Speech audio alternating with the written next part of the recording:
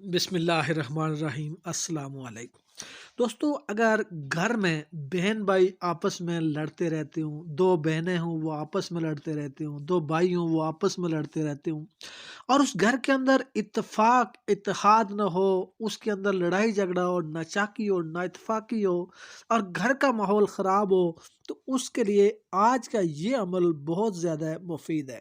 گھر والوں میں صلح کے لیے یہ بہت ہی مفید عمل ہے۔ اگر کسی کے گھر میں ماں باپ بہن بھائی آپس میں لڑتے اور جھگڑتے ہوں تو آپ سورہ اخلاص شریف کا یہ وظیفہ اس طرح کریں کہ چینی کے اوپر 100 مرتبہ پڑھیں۔